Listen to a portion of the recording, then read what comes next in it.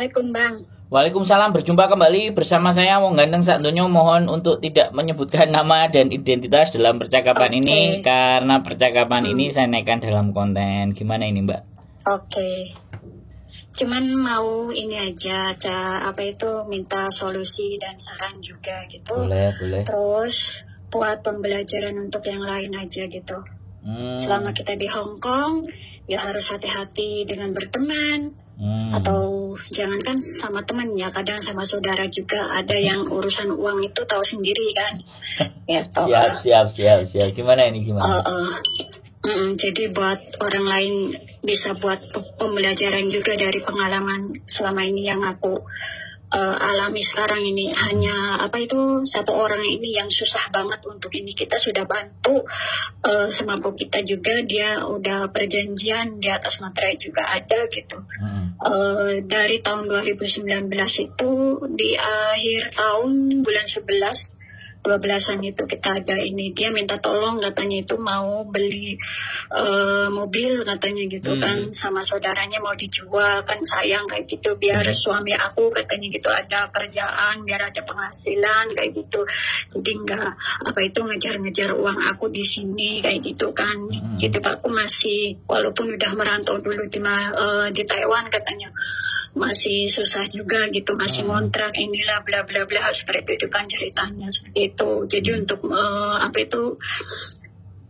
biar suaminya ada kerjaan kayak gitu, penghasilan, jadi dia mau karena uang nggak sedikit gitu ya. Jadi dengan terpaksa dan aku juga tahu rumah majikannya itu di daerah Cungsawan sini. Kita dulu itu alamatnya komplit ya? Alamatnya komplit. Semua ada bukti-bukti, semua ada gitu. Makanya kenapa sekarang aku berani speak up? Karena orangnya ini kok nggak ada takutnya gitu loh. Malah yang disalahin itu kitanya. Padahal aku yang ngomong nggak secara kasar, kalaupun dia ibaratnya janji 1 kali, 2 kali, 3 kali, oke lah, kita ibaratnya masih memahami ya.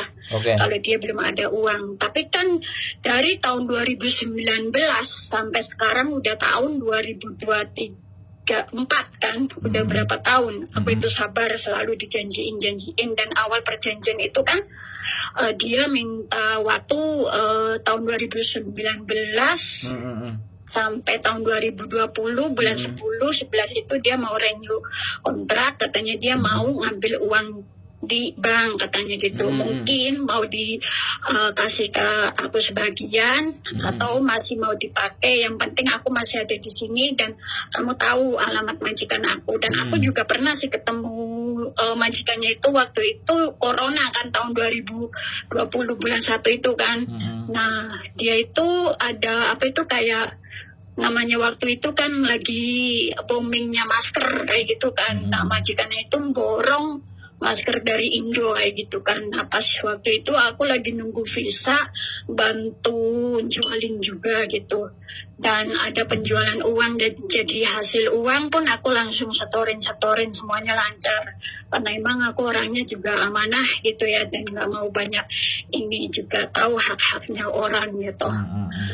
Tahu itu semuanya majikannya di sini, dan aku sering kali dia selalu ingkar janji terus, dan waktu itu juga dia udah mau kayak mau menghindar, cuman dia nggak bisa menghindar karena aku tahu rumah majikannya kan kayak gitu. Aku selalu ngejar dia terus, jadi dia sekarang itu selalu standby HP-nya, kalau ada chat dari aku itu kadang nggak langsung dibalas, tapi pasti ada buka, karena sewaktu aku pasti datang ke rumah majikannya itu gitu, ketemu sama dia kayak gitu kan, di depan pintu janji iya nanti tunggu bulan ini dan sekian kayak gitu mau dibalikin, tapi nyatanya sampai sekarang.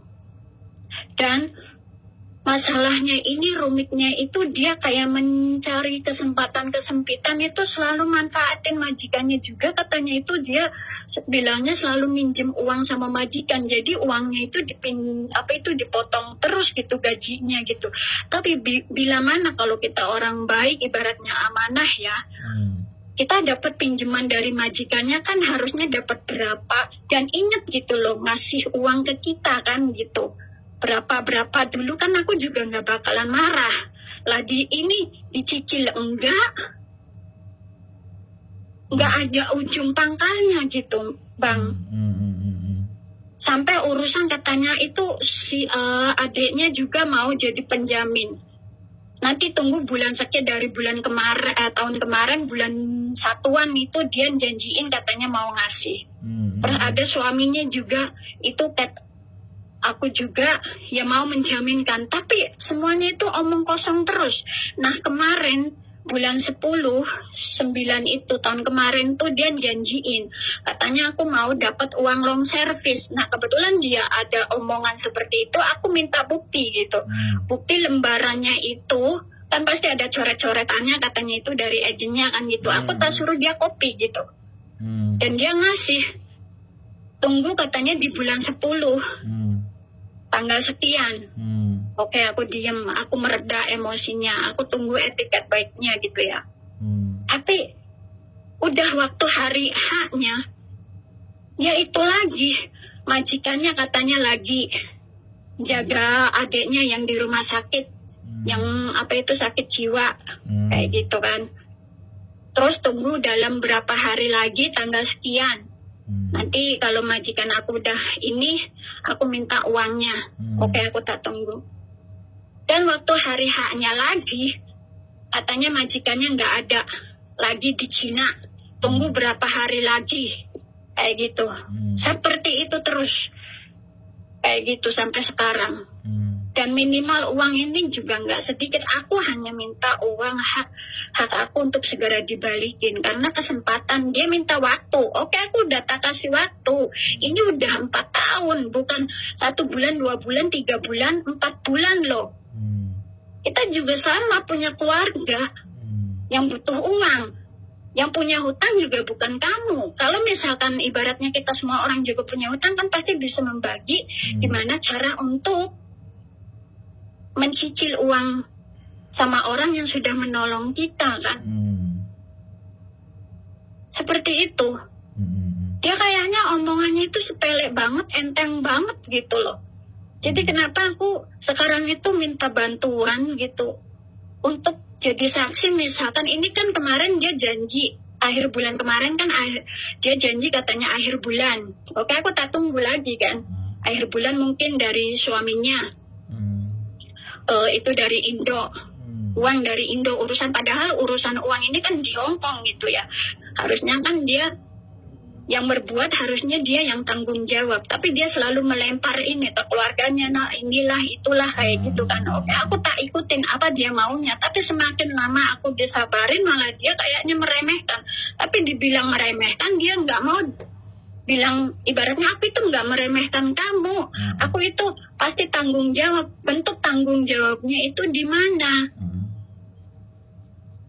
Jangan kayak gitulah. Kita sama-sama susah, kamu juga punya gaji, kita juga punya gaji. Harusnya kalau memang kita punya hutang, yo gimana cara baiknya?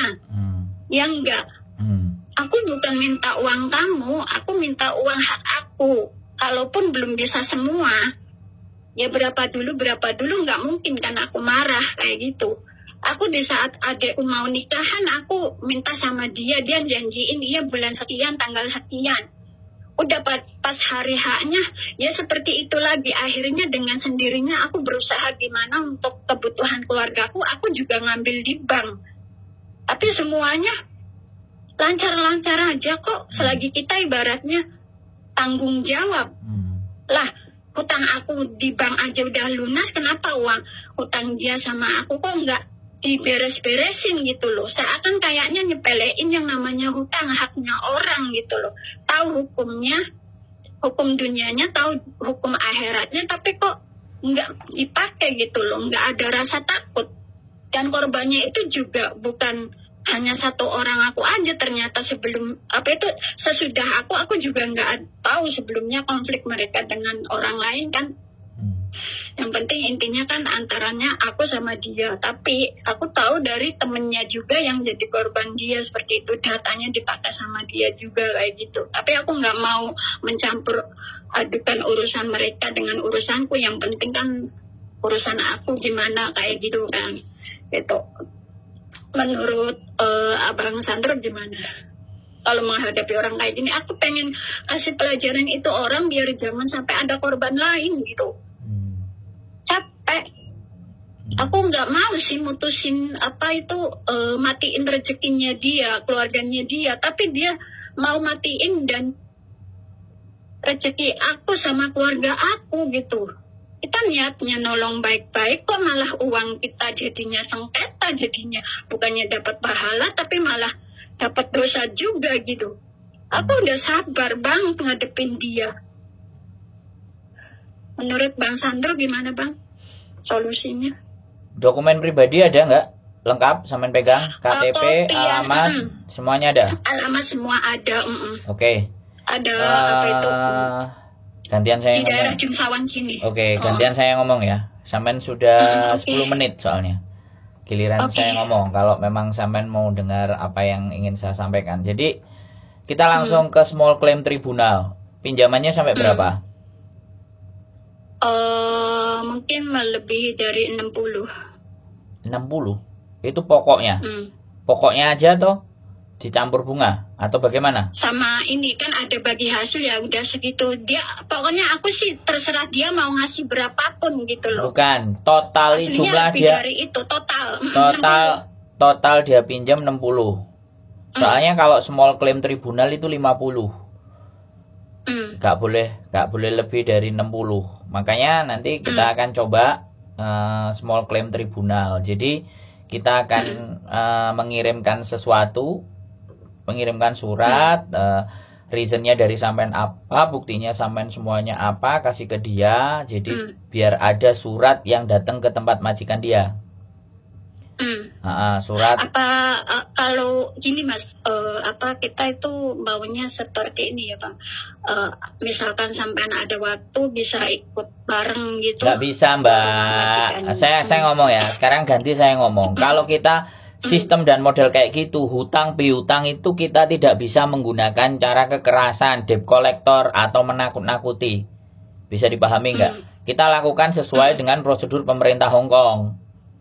Oke. Ya, sekarang jangan main hakim sendiri. Walaupun sampean rasa sakit, nah makanya aku yang ngomong sekarang. Kalau aku yang ngomong sampean dengerin, ya. Oke. Kalau sampean ngasih masukan begini begitu, kalau saya tidak bisa terima, saya punya pertimbangan. Kenapa nggak bisa ngelakuin ini? Kenapa nggak ngelakuin itu? Yang pertama, surat perjanjiannya semua ada. Kita dua hukum kita pakai. Yang pertama Indonesia, yang kedua sini. Nah pertanyaannya waktu di Indonesia sampean ada KTP-nya nggak, ada alamatnya lengkap nggak? Kalau ada semuanya kita tinggal bikin laporan ke Kapolres atau Kapolseknya tempat dia ada di Indonesia. Jadi dua-duanya diserang. Surat datang ke majikan, surat datang ke keluarganya juga. Kalau udah kayak gitu kan, kalau ada surat masuk kan baru berpikir dia. Gitu loh Mbak. Ini cara yang benar, efektif, dan kita nggak usah pusing-pusing kan kayak gitu loh. Kita nggak bisa pakai hukum rimba. Kalau hukum rimba kayak kemarin, jambak ngambil HP malah dia yang kena kasus. Bisa dipahami nggak? Paham. Nah, makanya minta solusi sama Abang. Makanya sampean dengerin aku ngomong. Jadi jangan ngomong terus, gantian saya ngomong lagi. Dibilangin kok saya ngomong, sampean ngomong siapa yang mau dengerin. Small claim tribunal, sampean hari biasa kapan mau keluar? Kita datang ke kantornya, sampean ngisi form semua.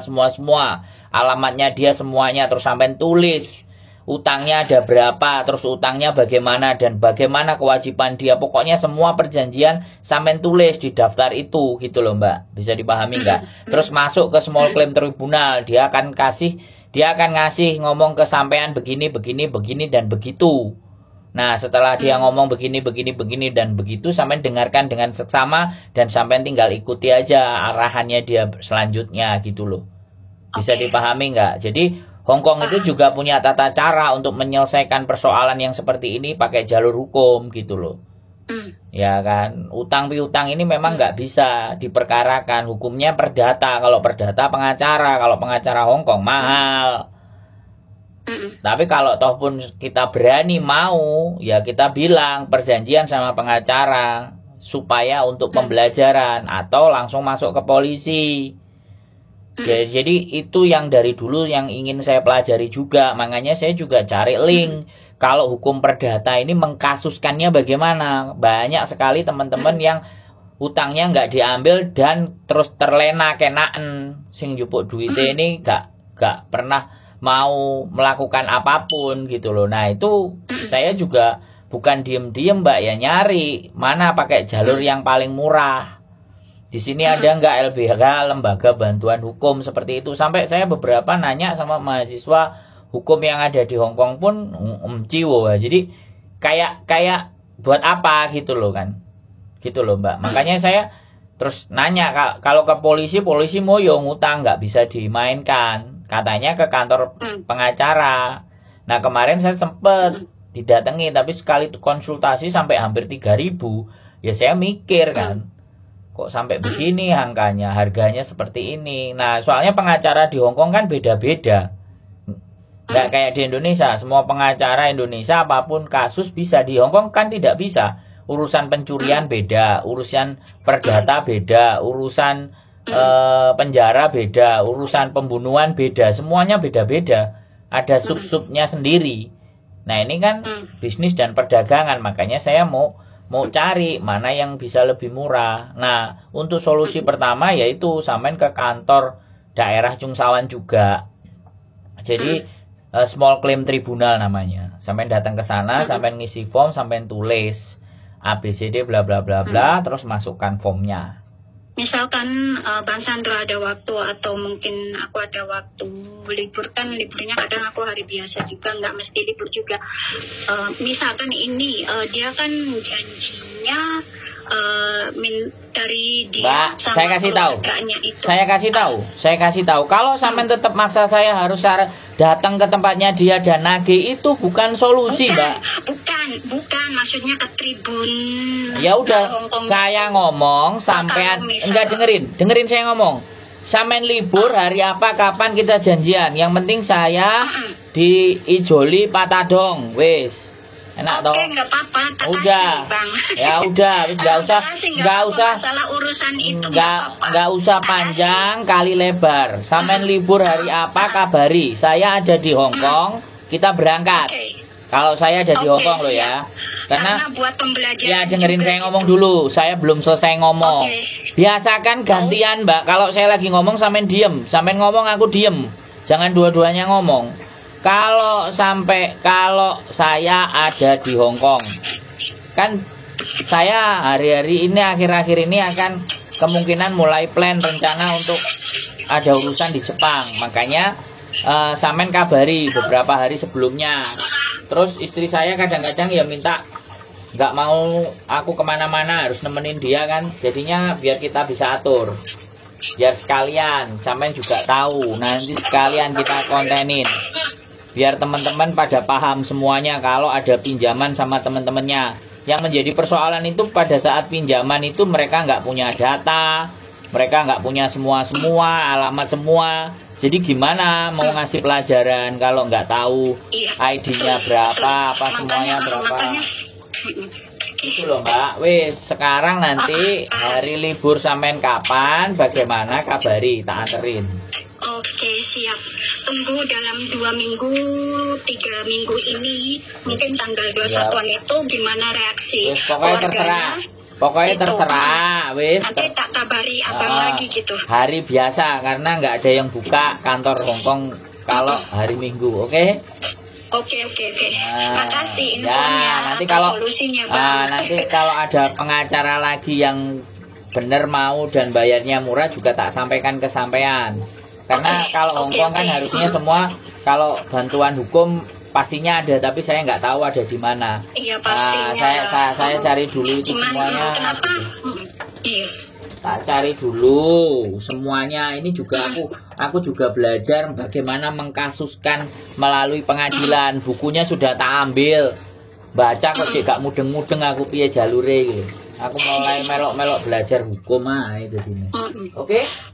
Ya, semoga bisa bermanfaat buat orang-orang yang ibaratnya kita mau menolong orang tapi dimanfaatin kayak gitu kan. Bikin cerah orang yang di Hong Kong gitu, rata-rata kita udah baik tapi seakan kita itu kayak orang bodoh gitu ya. Siap Mbak. yang penting gitu kalau aja, Bang. yang penting prosesnya yang dijalani tak kontenin ya. Oke, tak ya biar semua kontenin. tahu, buat wawasan Nah. juga buat mereka. Kalau memang kita mau bantu harus ada apa Hitam itu di atas putih. data-data lengkap kayak gitu. Ayah, ada, aku itu ada dari awal tuh. Makanya kan biar oke gitu loh Mbak ya. Jadi nggak ada persoalan. Kita berdoa dan berjuang. Namanya juga berusaha nagih itu sebenarnya membantu dia. Tapi kalau udah usaha kita lakukan ya wis. Nanti pakai cara lain apa gitu loh. Oke? Oke, makasih infonya, solusinya Bang. Ya. Semoga bermanfaat buat teman-teman yang lain gitu aja, pesannya hati-hati aja gitu. Oke, semangat makasih, semuanya Bang. aja. Yo, Assalamualaikum. waalaikumsalam warahmatullahi wabarakatuh. Oke teman-teman, ya hutang. Waktunya ngegas, ngegas.